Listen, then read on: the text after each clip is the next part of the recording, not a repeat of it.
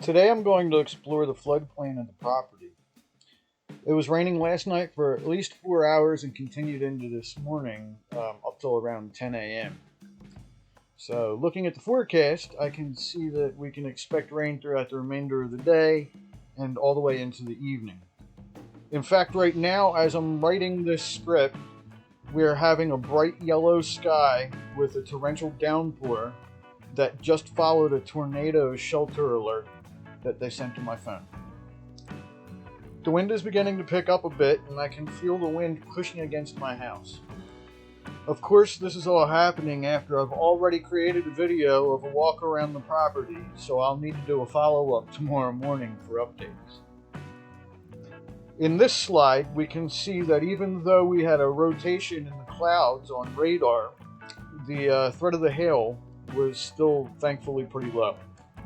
I'm currently feeling the impact of the winds that were expected, but they're low enough at this point for the uplift to merely give my house a bit of wind shear and vibration.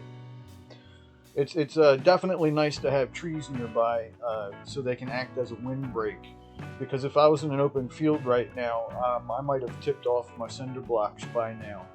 Or even in prior storms that we'd had over the past few months since I just started building my house recently. In this slide, I zoomed out to show that the wooded lot and water flows from a connected chain of forested and marshy areas that go all the way from the Choptank River far up to the northwest, close in to the salt water of the Chesapeake Bay, where the mouth of the next river opens up. And it's also worth noting that only in the immediate areas surrounding the Choptank River to the right of the map are there any declared floodplains, and they're all marked for the 500-year flood zone. This map is zoomed in a bit, and the back mask is filtered to show the topography of the area. You can see all the waterways, creeks, streams, and tax ditches between the crop fields that connect to the river. It does have numbers that show the grading of the land, and you can see that it's roughly 1 foot drop per every 250 to 300 feet, starting from northwest down towards the southeast. There is, however, a bit of a natural berm to the northeastern section of the map that rises up a bit between the highway and the river that creates a slight valley down the corridor on the right-hand third of the map. Here we're zoomed in enough to see the topography of the property. At first glance, it would be easy to think all these lumps and bumps are from treetops, but they're not. This map was made from LiDAR, and imaging is actually pretty accurate. It's a relatively close representation of all of the berms and ruts that pothole their way through the wild growth forest. As you can see, the larger piles and mounds of debris that were left over up on the right-hand side, they're left there from bulldozing the residential part of the property to create the building lot. That's all left over from attempting to grade the top part of the parcel. It appears they just simply tried to push everything off into the edge of the wood line and then called it quits. Also, you can see in the center of the map that this property is labeled as X for the flood zone, and they consider it to be a minimal flood risk. Now, when they rate this as a minimal flood risk, they're talking about hurricane storm surge and riverbank overflow. So we're far enough away from the river to not be in that flood zone, and we're far enough away from the bay and the ocean to not be part of that hurricane storm surge. But that doesn't mean we can't flood from rainwater runoff, because it's atypical for agencies to rate an area of a map specifically on a per property basis for rainwater runoff issues unless it's an urban area, and then that would get into urban planning and storm drains and all those types of things, which we do not have down here. The most we're going to have down here are, like I said before, regarding those tax ditches. And those are kind of usually on the property lines between crops, but whenever there's an area that has a valley that's deep enough, then they will go ahead and have a tax ditch in order to aid the tributary in order for it to then flow down into the nearest river or lake, etc. So that's the way that they do that in the rural areas. So in this slide, this aerial shot was taken in July of 2018, and you can see that it's pretty easy to note the areas that are still in their infancy and trying to regrow into a forest from where the clear cuts happened in years prior. So that entire triangle in the top off of the road frontage was all just taken out. And then they selectively went and took out the big ones that they thought would produce usable lumber by driving and making ruts all through here with the logging trucks. This picture is from October of 2018. The yurt and my solar panels were out there. I sold them to the guy that was in the yurt, and he started working on gardening. And you could see the blue tarp on the bottom side of the yurt. He had his chickens. It's actually pretty amazing to see just how naked the forest can get when it gets towards the cold season.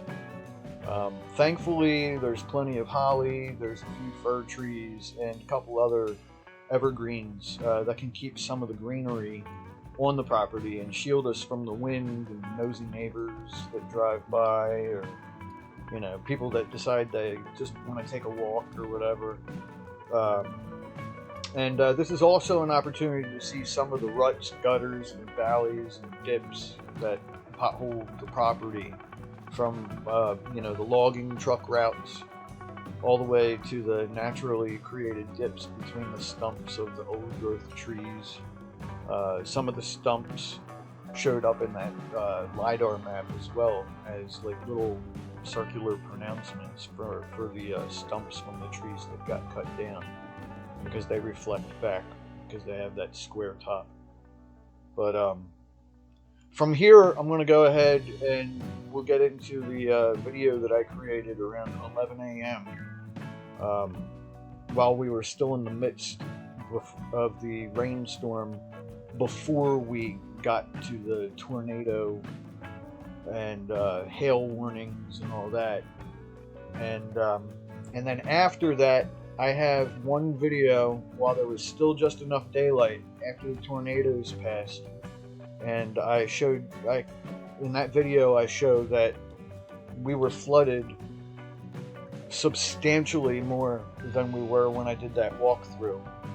And as I lay out in that video, the water is much too deep and it was getting dark much too quickly for it to be safe for me to make the walk around the property at that time. So tomorrow morning when I wake up, I'll make a new video with the aftermath from the torrential downpour that we had after it had been raining for more than 24 hours to show you the difference. So there will be an update video tomorrow. Alright, well, it just started raining again. It's supposed to do it all day, so we're probably only like 2 or 3 hours into the storm itself. But right out my opening, we have the reason why I made that little bridge, and that comes down and comes through here, and that joins, and that goes meandering its way through almost all the way up to the trail area. I mean, it's all in behind here.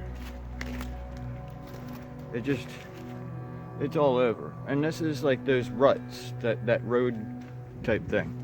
And right now, it's actually not that deep. It's been much deeper previously, where it was going all the way from my vans up here, which I'm getting ready to walk through, and it just made one big river type thing that went all the way down to this area here, which is starting to load up.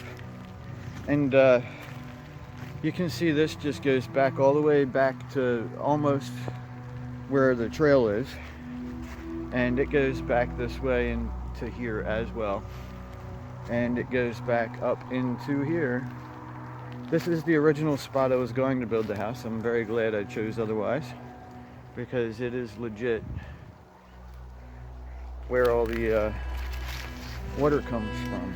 And if I were to follow this up, oh goodness, it goes all the way up through, up past my solar panels.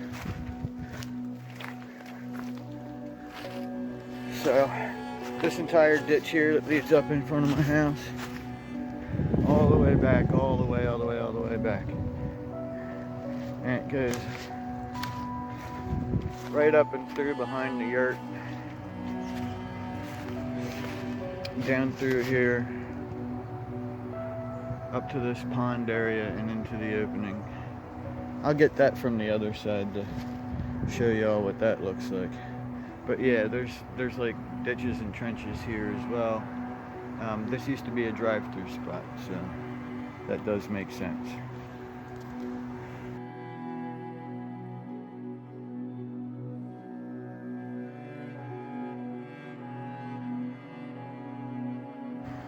Okay, and here's the short little path that goes to my van, plural, my vans. It's really not that bad right now, to be honest. I mean, if we got another couple of inches, we might be up to where I've seen it when we were already saturated and then had a storm like this roll through.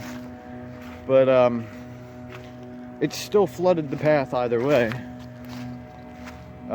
It's just not completely and totally flooded. So I'll go that way and walk you around. But this is the trail up to the vans. Now, I used to have to straddle that, but I've done it often enough now to where I kind of have like a little path beside this depression area. But yeah, like all up and through here, there's ponding everywhere. So I've only on one occasion seen it to where this whole entire area was one big pond, but today we have it where there's just a few little ponds. But at one point, one day, this entire area was like maybe 8 inches deep as one singular pond, and that was disconcerting. But I mean, give it some time, it recedes, not a big deal. So when I regraded for the driveway, it's down to only a few little puddles now. This does still flood because this is adjoining that lower marsh right on the other side, which is what I dug that trench for. But I have a trench here which acts as a holding pond. Otherwise, this entire area used to be one big gigantic puddle.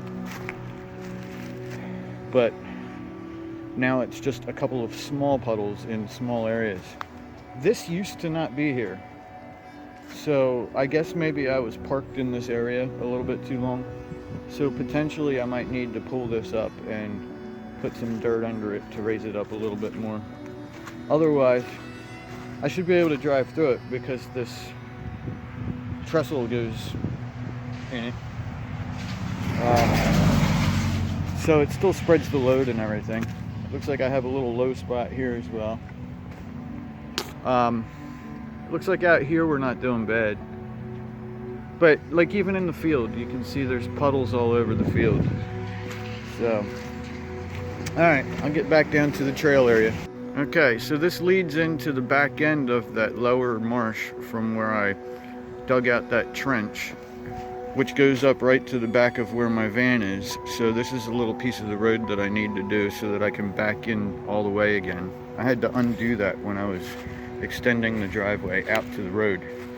But it floods all into this area because it's adjoining marsh. And then that goes into this area, which comes up to where we've had this deer with probably like 6 points that was in a rut a couple weeks ago tear his velvet or whatever it is that he had on his horns. He was beating up a tree with his antlers. But yeah, so we're into the yurt opening. I came that way because I didn't want to go through all that slushy stuff. But the whole entire perimeter here, it's just everywhere there's a little pocket, there's a puddle. Up here at the fire ring area, where my horseshoes and stuff are, where the burn pit is, one puddle. So this is where my van was parked.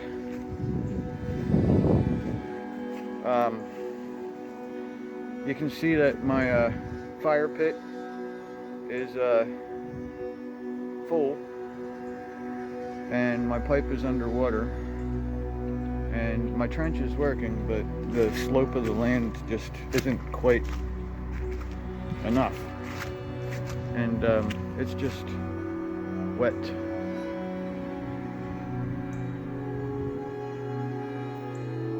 But I'll take a peek at that in a few. I'm gonna go down here and take a peek at the Wi-Fi and see how this trench I dug is doing. Alright. So that road I made, what we're looking at is this left row of leaves right here is where the one side still has fence and wood. There was another one here. And this entire puddle used to only be down the center, and that flowed into the overflow. But I removed all this so that the riding lawnmower could come back and forth, because its wheel spacing wasn't as wide as my van, so it was having trouble traversing. So it's a puddle again, but it is a puddle that drains. And my retaining wall is still up the entire length of the right hand side. So I'm gonna walk over and see what the overflow from the upper marsh into the lower marsh is looking like. Alright, so the upper marsh is actually dry, which means that it's still working. We can see a little bit where it collects here and then goes down into the pipe that I made go under the road.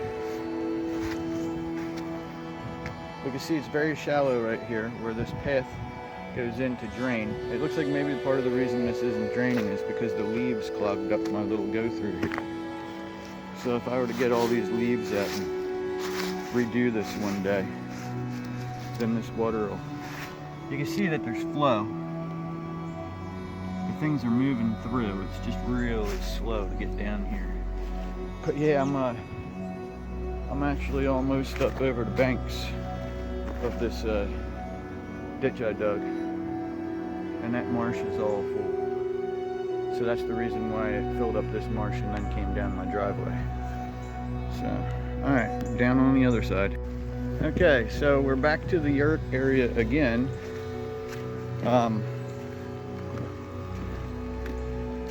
A lot of these grasses were rode up here in order to suck up this area and keep it dry, which is the reason why there's these little ditches, because they absorb a lot of water very quickly. But a bunch of them were removed because this entire area became one big gigantic swamp grass fiasco. But yeah, we're moist, because even though the creek is that way, the grade of the land is towards my house, which is behind the solar panels. So everything that comes from the woods, instead of going to the creek, is coming back down here towards that little corner point of the property. And it flows down and comes into this holding pond type area, which is now flooded and overflowing, which then leads down into this area here, which then goes down to where I initially started shooting, which is that trail that goes down where I was going to build the house and all the way to about halfway point through the property. So I'm gonna go ahead and check if the inside of the yurt is wet, and then I'll go to the actual trail. Yeah, the yurt is dry. There's no leaks, so still a success. Bone dry. There's only one little spot that might be something to give a crap about, and that's just the area where the chimney comes through. A little bit of the water, you know, came down the chimney. That's, I mean, if you put in a fire, like even just like a couple of pieces of cardboard, it would just dry itself right up. So, to the trail. You can see that my drain from the fireplace is going downhill, and it is draining. It's just draining very slowly. Like these leaves and stuff have started to clog it up, and it's very low slope. And you can see that this gathering area around the fire pit is actually higher than where I'm standing right now. But it just takes a while. And you don't want to have ditches every 12 inches, so, you know.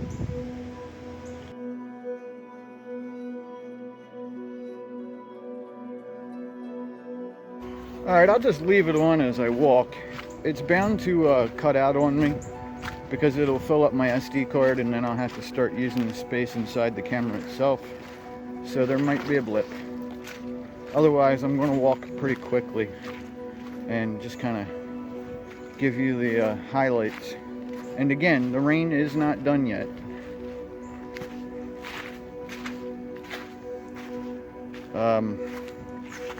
So I've definitively seen it way worse than this before. There's me casa.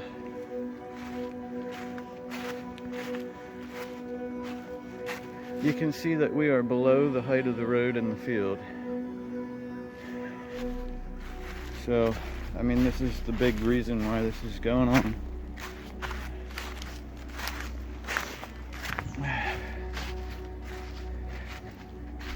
So I have little spots where I have like walk around areas already, just, you know, due to, but that road and that path that's all adjoining in front of my house comes down and comes into this, which is the trail that goes around, and these are all the areas where logging trucks had driven, and it's just everywhere, like dry bed creeks waiting to have rain, and then they become little rivers. So I'll come back out and go down that way, but this is the part that cuts through to the road that I have yet to complete, but it'll give us a shot. Like it's even starting to come from down here and through too, but it'll give us a shot to be able to see the mid path through the property and the deer track, etc. So from the yurt and my house and that road that comes through,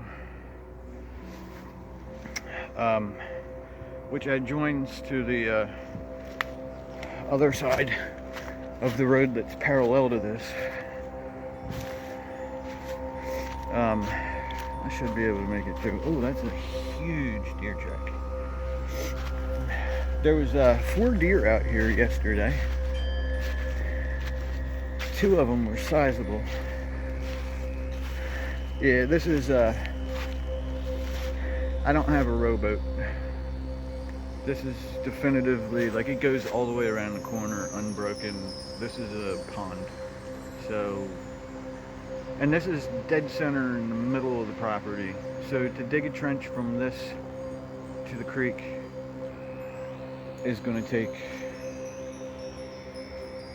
taking down trees and everything else. So I'm going to have to get back to the trail. I'm going to turn it off for a second so you don't just have to back trail. Alright, so, I mean, this is what I was trying to describe. Since the land is high and low and has, you know, potholes and ups and downs, and I mean it's natural land. So if the entire property was one single plane that, you know, was all going in one direction downhill with a slope, then digging a ditch wouldn't even have been necessary to begin with. But since the topography is up and down and, you know, bumps and valleys, and then all of that fills up and gets held on to. So, you know, I mean, you just build on a high spot, and there's just as many high spots as there are low spots. You just want to make sure that you choose the one that is. So this is where it floods out the entire like 150 feet of my trail that I made when it was drier. So this is where I made that little cut through that I took you guys through that goes past that. And you know, the deer were coming through here and this and that, and this is also like a little valley because of the deer making a foot trail, which made a low spot, which means that the water, if it gets high enough to come here another couple of inches, this will be like a little creek that goes down through too, and it's already forming. It's just the way nature works, you know. These trees have to get water somehow. So if we were to change the flow of this property, then we would be playing favorites with trees, and it would change the dynamic. But yeah, so you can see this valley that was created, and it looks like at one point maybe a truck came through here because there's two ruts with a high spot in between, but it goes down through and they're filling up as well. So they're becoming downhill drainage for this area.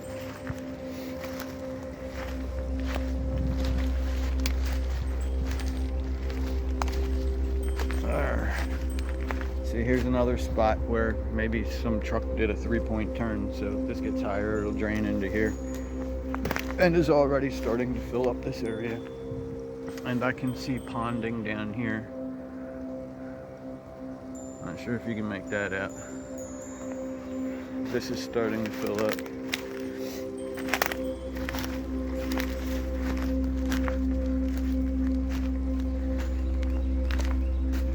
Yeah, so here's this, that used to be my trail.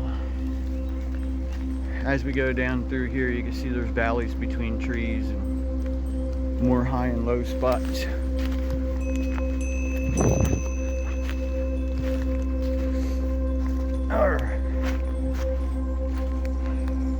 So this area here is where the road kind of took like 3 different paths. But this is the end of where I had my trail coming to where I enter the woods. And this trail continues to just go and go through the weeds. And I decided to cut off because it started to become trees instead of weeds, and I didn't want to cut down trees just to make a walking path when there was other options. But yeah, so this road continues to go around from when they were logging. This was where they came in to get a really big tree. There's a gigantic tree stump down there, and that's a ponding area. It goes in about another 100 feet and just dead ends at a big tree stump and then comes back out. So yeah, so back onto my trail.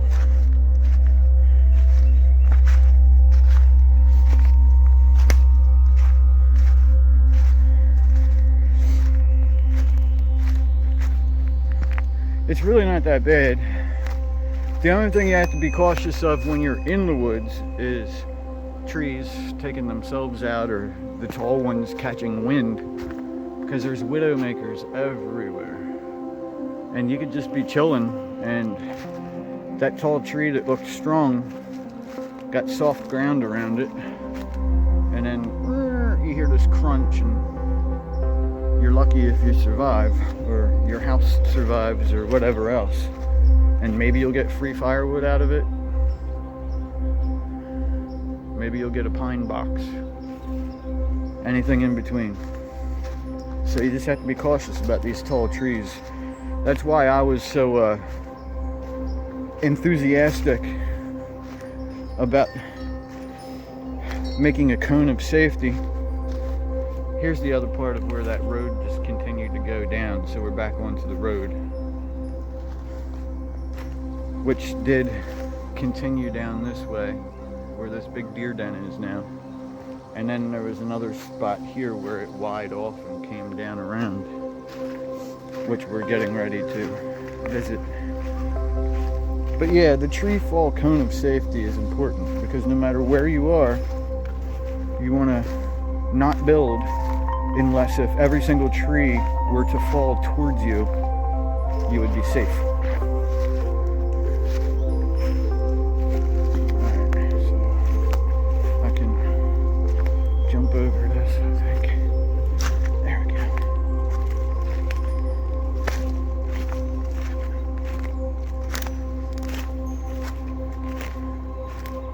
So here's the other side of the parallel trail.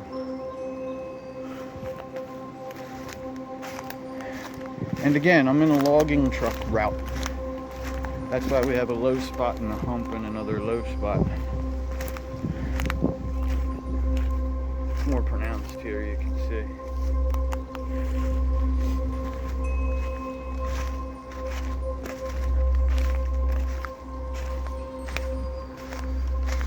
And again, here's the road. And everything is downhill from the road into this property. Unfortunately, everything from the creek bank goes downhill into this property. And then this property acts like a holding pond, which then trickles down into the creek. And I think that's because when they did the fields on that side of the property, they came through with a trencher and just made the spring that's 2.5 miles up the road through the other woods over there.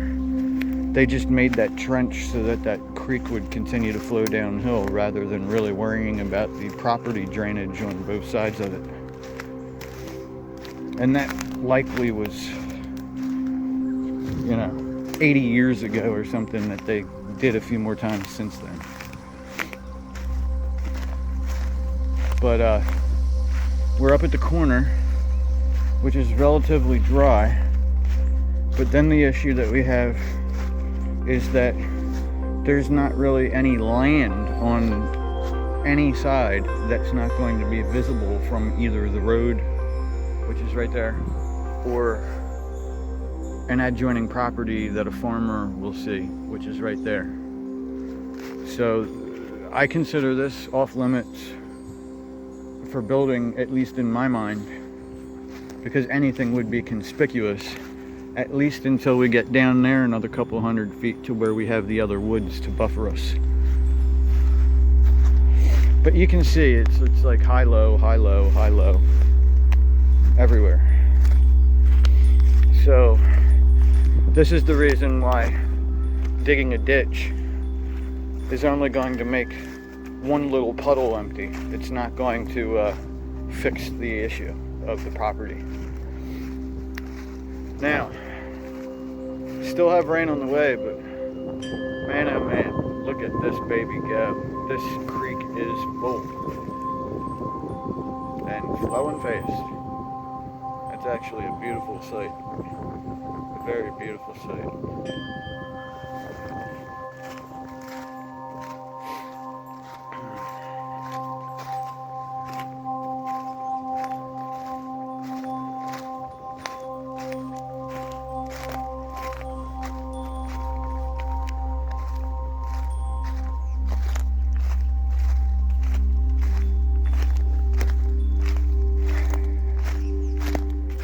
So since I cut all this area through the middle of what was just a solid monolith of vines and briars, chances are, even in the low spots, there's not going to be much water because there's just so much plant life on both sides that it's going to get sucked up in there like dry reeds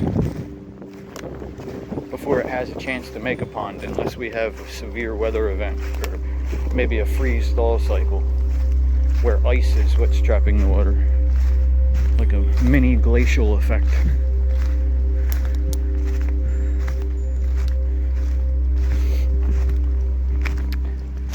I try not to step on the wood. That way I can see where the deer are rubbing their antlers and where the deer are stepping on the wood, so I can kind of get a gauge for how much wildlife is here rather than how many spots of the forest my boots can destroy. So like all this white wood right here is from squirrels fucking around and gnawing on stuff and deer hoof, because I step over and around them. And you can see, like, I'm stepping on deer tracks right now. And all this little white bark is probably from deer's nibbling. But yeah, so like there's the field, there's a big berm, and then I'm standing down here. And that's the creek on the other side of that berm. So,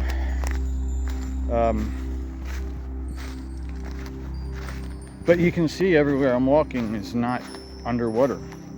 Here's deer and squirrels digging up underneath of the moss, eating roots and burying and finding nuts and stuff.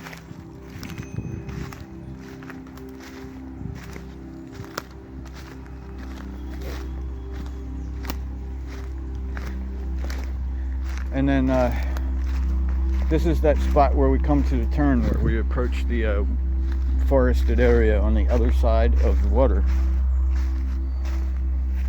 where that makes this vast swath of woods be buildable in this area in the middle again. But you can see that I was standing down here. Let me get back down there. So there's lower spots down there too.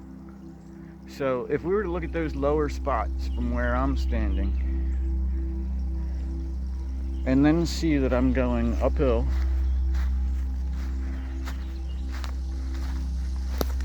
and then here's an up incline, and then here's another up incline, and then we get to the edge where we have the water height, I guarantee you that this water height is at or above the height of that low spot that I just walked from down there.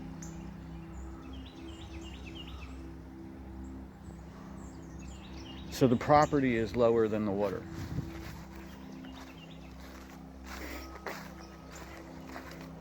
Man, I'll tell you, it's really wonderful to see this turn into a baby river. Just look at all the sediment. The water is so cloudy. It's amazing. Nature is wonderful. But yeah, so even right here you can see that it's interesting. But this property was at one point legitimately a swamp, which I think is probably another part of the reason why this side here was built up high, was to create a bank so that the stream didn't use the entire property. But how many thousands of tons of topsoil would it take to try to make one plane? You have the water, and then it goes up, and then it goes downhill down below the height of the water.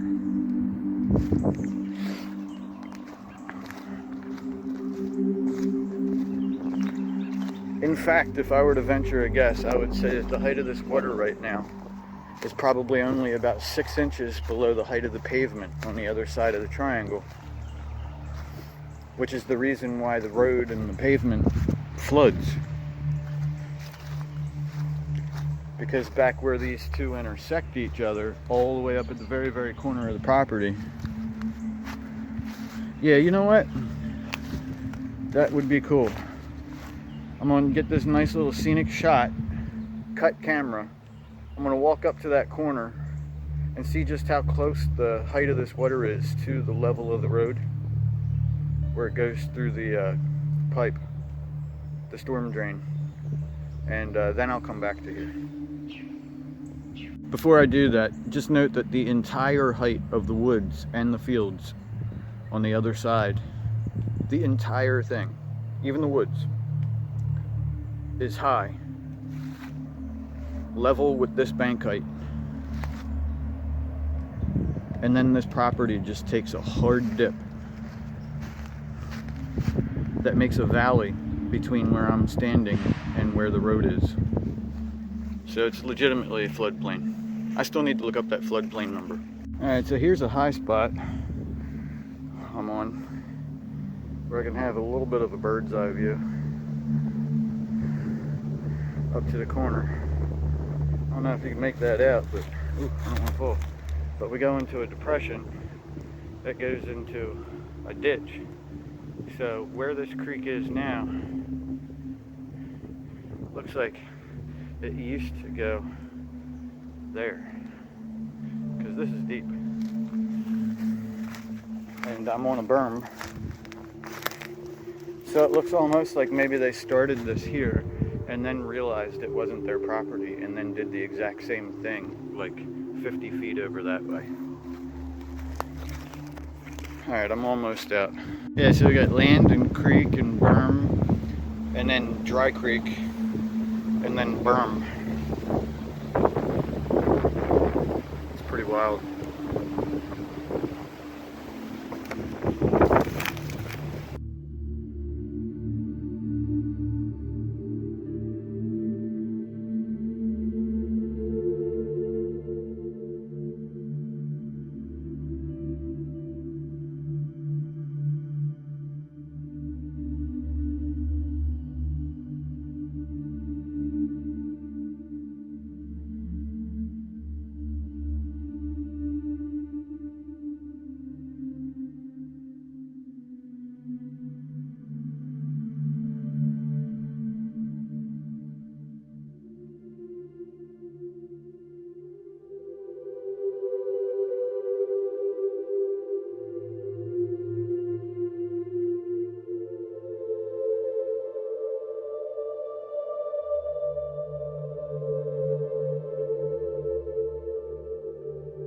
Sure how well you can see it, but we got that line of green and tan and shine, and as I pan over, you can see the level of the land is lower than the height of the water as it progresses down to the left.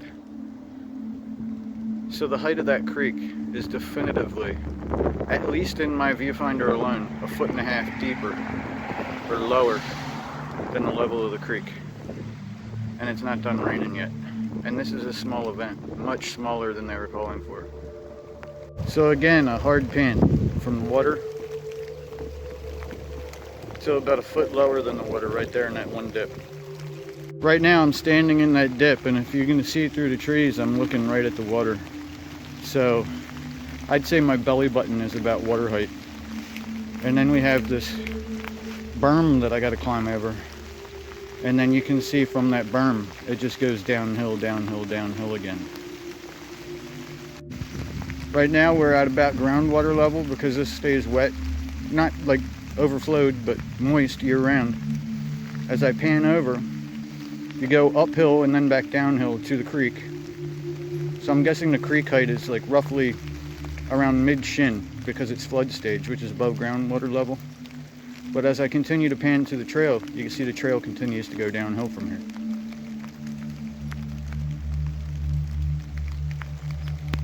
So right now I'm standing in that downhill trough, which is about equivalent to the height that goes up into the woods, that area where we had the trees falling. The old growth section that they made that one tree trunk into and then made a U-turn and came back out, digging those deep ruts. There was a big tow chain. But you can see from here it goes uphill. As I pan around, it goes uphill to the bank of the water. The water is uphill.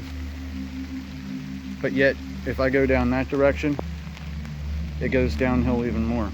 This is towards my house. This is towards the other road, that road where we had a big pond. So everything runs like to a basin in the middle. And that basin is lower than the height of the creek.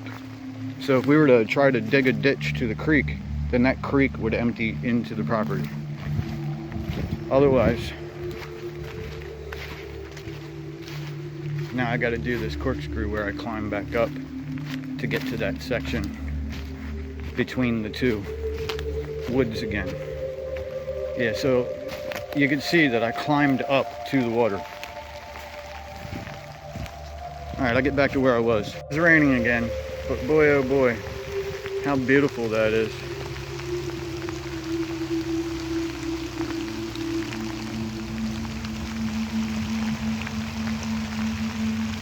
Okay, so I'm back to where we stopped. We're thereabouts. Alright, so we're at the water. I'm going to pan over and walk downhill away from the water towards that road, which is exactly the opposite side of where we had to stop walking in the beginning, in the area that was near my house.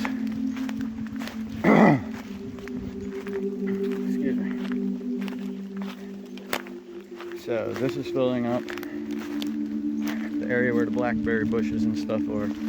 This is all an area that was very moist when I was making the trail over here. This is this path. I'm gonna take this little left over here. You can see that we're all starting to get underwater. This puddle right here is below the height of that water. I guarantee it. And now we're making a slight incline for whatever reason to get to the other side of that impassable. So there's probably, like, I guess it stops getting wet like maybe around 45-50 feet up there, but this is pretty much the low spot of the property. And oh, there's like little dips and valleys, but this logging path that cuts through and goes from here all the way down to the other side of the house, right up near where the road is to where the trail is staring at my back door, is all one complete unbroken body of water right now. But the good thing about that is that you know this is the low point, and you know that the surrounding area is going to flow into this. And we at this point know that that creek over there, even though it's higher than where we are, would have to go substantially uphill to be able to get into here. The only problem is that since we are lower than the creek, it takes a good while for the groundwater to get dry once it does get wet. And if we have rains back to back, it's just going to continue to flood. See, so here's another low point. The difference is that this low point is not connected to that road. So the water flows away from it or stands still. Like, I mean, there is a puddle, but it's not huge because water from other areas doesn't go and meet there.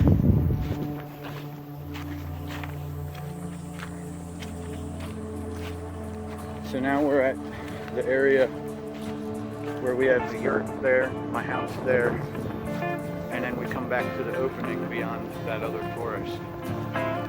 So we're back to a field on both sides of us.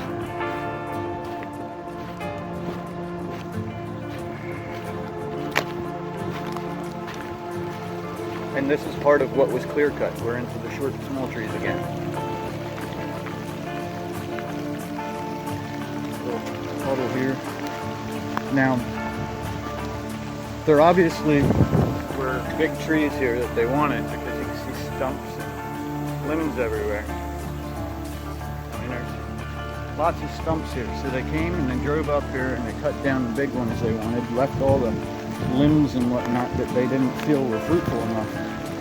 And this is yet another path that is one puddle, solid monolith, that Y's off and joins that pond that we just got done walking away from, that goes right up to my back door.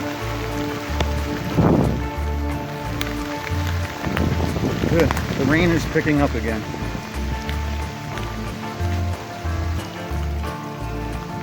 Which is fun-ish. Free shower, I guess. I don't know.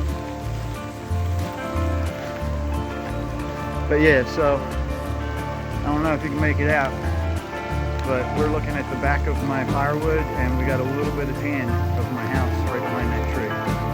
And here is this one that meets off at a Y. So we have that. There's the back of the earth.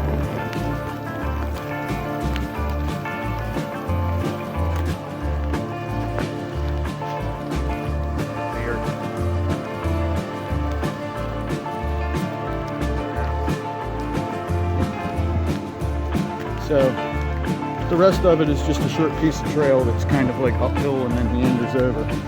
There's no need walking through that, but this ought to give you an idea. There are spots that are flooded. There are spots that are below the creek height. There are spots that are high, but then they may be visible from neighboring, so that means they're not hidden. So there's a lot of opportunities and a lot of zones that you would want to stay away from. It's just a matter of knowing which is which, and it's really not that difficult to figure it out as you walk around. And from there, my recommendation is, instead of building off of trees and cutting down trees and stuff like that, would be just to build on cinder blocks. And you could go either 1 cinder block high or 2 cinder blocks high, and then put a deck on top of those cinder blocks, and then build walls off of those decks. I mean, that's the easiest methodology. But, you know, if you guys really want to have a tree that's alive, swaying in the wind and letting bugs crawl underneath of the bark, potentially getting inside your house and carpenter's ants and all that kind of stuff, then, you know, to each their own. That's not for me, though. But yeah, so since what we just walked out of with that fast loop, it's all draining into here, which then goes down between the yurt and my house, which everything kind of goes down to that center collection point with that road that I showed you that's a pond. So there we are. You can see that since I started this walk, with that little bit of rain that we have had, my little walking around these puddles has now become kind of like, maybe I'm going to stay inside for the rest of the day. They're almost at the same level. So these little puddles are getting ready to overflow the little bits of the mud as things drain from the road towards my back door, or my front door, my only door on my house. All these little connector trails are now beginning to get the water that's trickled through the ground that's higher on either side of them into the puddle in order to level off. Just, you know, surface tension and all that jazz. Which means that when it gets deep enough to actually flow through this, and it does, then it comes down here and comes down here, fills this up, comes from here, connects to this one. All of this area and this area then overflow into here, which then flows into this.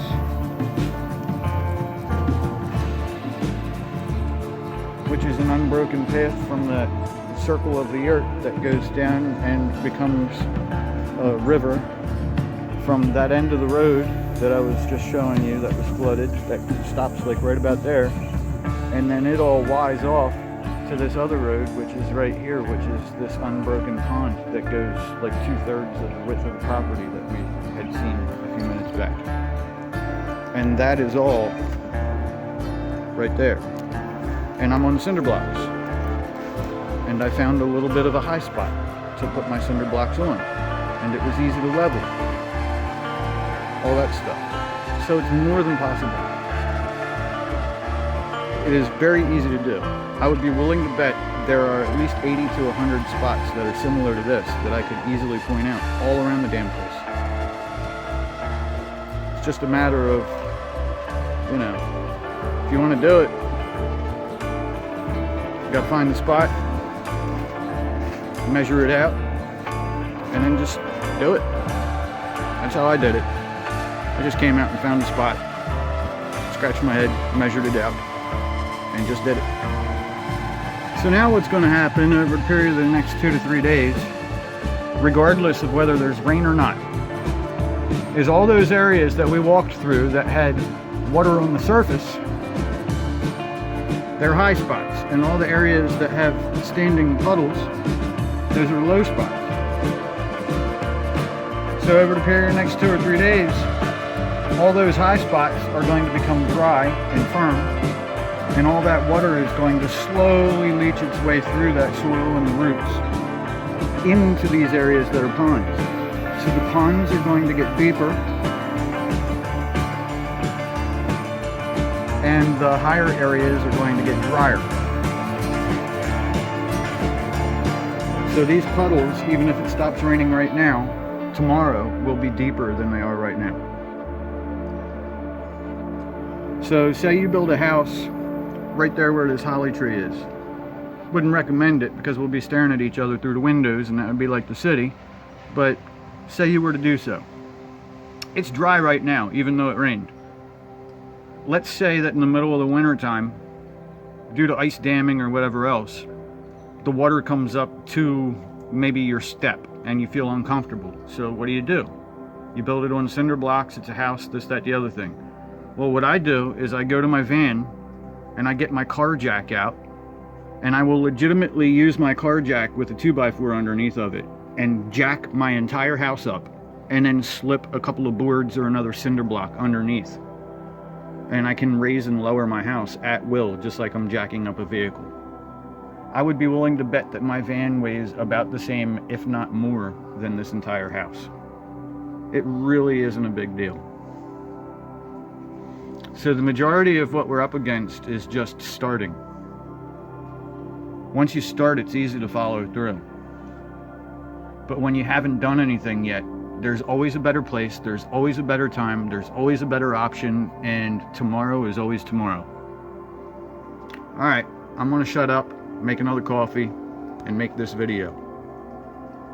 So, as discussed earlier this morning on the walkthrough, this does get full when we get a lot of rain real quick, or if we have sustained periods of rain over a number of days. This entire area is one body of water now. So it comes down from the yurt and it goes down through, all the way through. It comes through here. It comes all the way up here. It goes all the way down through to that road path. That entire road path now is flooded almost all the way down towards where the creek is. And this one that runs parallel to it as well is probably flooded all the way up to at least where I have the trail going past it. And this water right here is likely to be around 8 inches deep. It's flooded all up and around and past the trail that goes back out up to my van. I'll be willing to bet you that that's flooded as well. But yeah, so this is my front door. And it's a pond right now.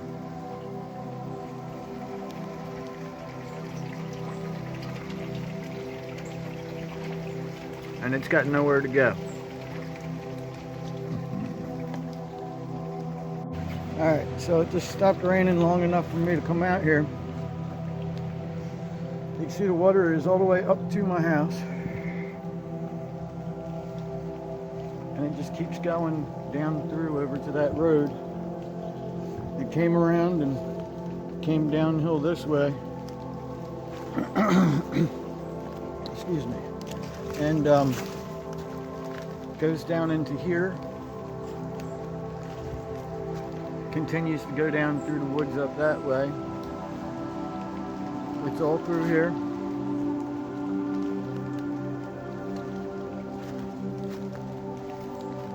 That's probably about 12, 14 inches deep right there. That was the initial spot I was going to build the house, and I'm glad I didn't. But it's 12, 14 inches deep. It runs through these valleys. Over here, it's deep, deep, deep, and broad.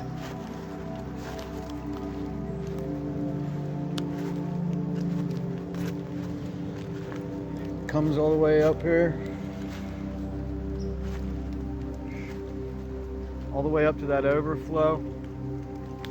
It's up over top of the bottom of my solar panels right now. The cistern that my solar panels are on, it's above the bottom of that. And this area here is flooded probably like maybe just prior to where these plants stop. And I'm not going to be able to make it through this. So I'm going to try to go around the other way and get my boots.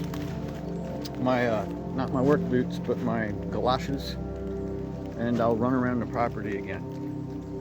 I don't know if you can see, it just continues to go and go and go. That's all water, all deep, all the way through. And my entire path from my house all the way up to my van is now going to be one similar to this. And it's getting dark, so I need to hurry. Let's see if I can do this without stepping in a pond or something. Oh.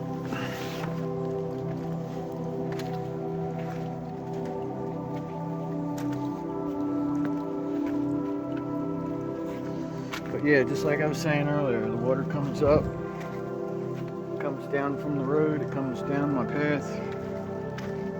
It's all up in the woods behind my path because there's a little thing where the deer used to come through from where my trail is down through here. It's going over here underneath my house. It's coming down this little hill into this.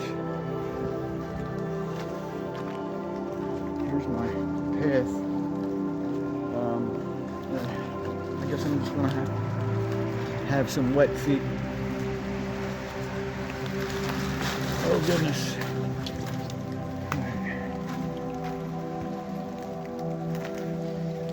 Yeah. It rained real hard and just kept raining. Oh yeah. It's flooded.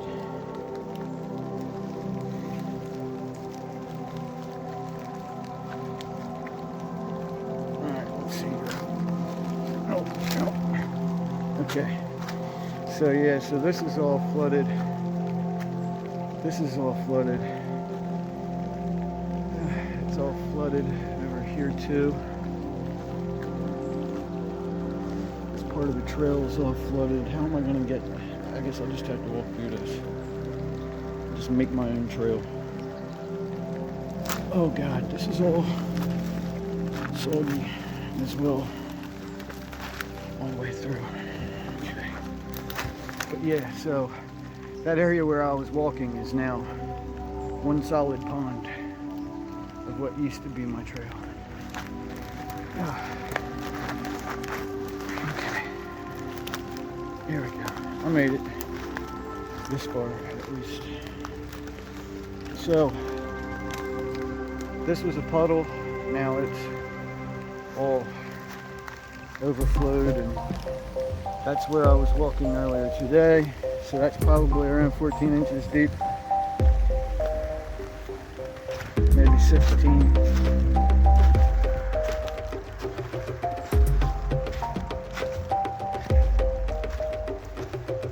feet aren't wet yet. Jinx, jinx. Alright, so here's the little trail to get to the yurt, which is now one pond that goes halfway up to my other van. And this is probably around 10 inches deep. So I'm gonna have to walk around it too.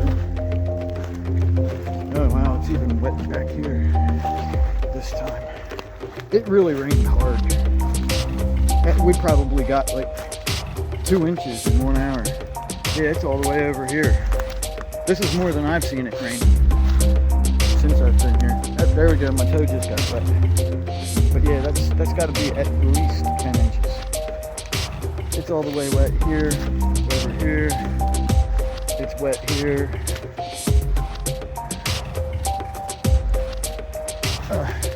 So the marsh from where the top marsh to the bottom marsh, and I emptied it out, it overcame, so that marsh is now emptied over into this. So my driveway, even though I did it, is now underwater. And you can actually see water flowing. It comes from the drive, from the road, and it's coming down here, and you can actually see how fast this water is flowing downhill into my driveway from the road. Into this area. And then it'll make its way down there, and it'll make its way down to the yard, and it'll make its way down to my front yard. It's wet all the way through there. Am I even going to be able to make it to my van to get my boots? I might be able to hopscotch that without falling in.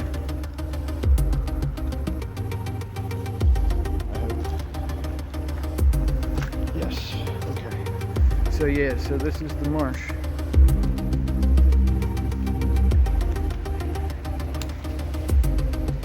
Wow.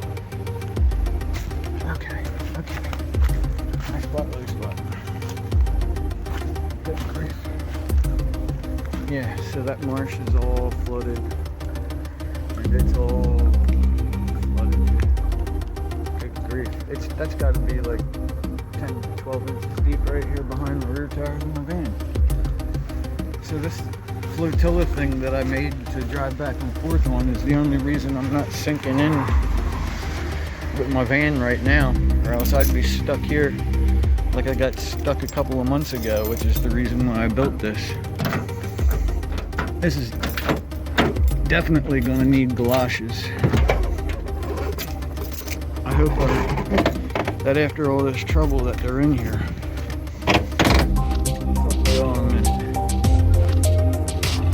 Alright, yeah, I found my boots, so I can walk right through it now. But I'll tell you what, that's deeper than my boots are. So I'm still going to have to go around there. Looks like I'm going to need my flashlight too.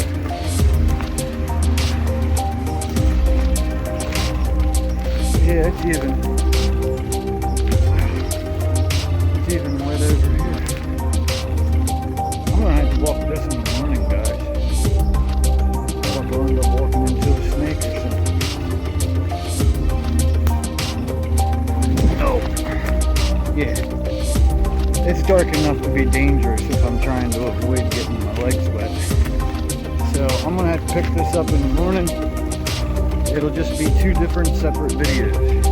Wow, that's crazy. Look how deep this is right here.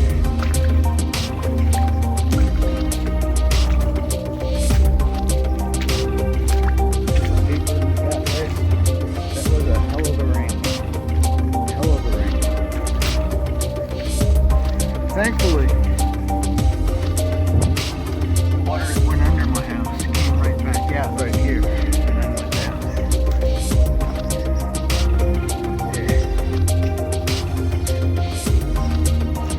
Cool, depending on how you look at it.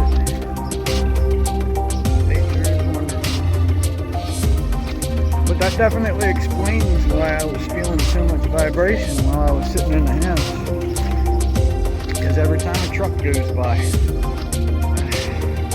or every time the thunder clapped, I could feel my entire house bouncing around. like I was sitting on springs. And if you look at it, I am sitting on springs right now because the ground is so wet that all this humus and all these roots from all these plants and trees and stuff that it's sitting on basically turned into a bunch of springs. Pretty wild.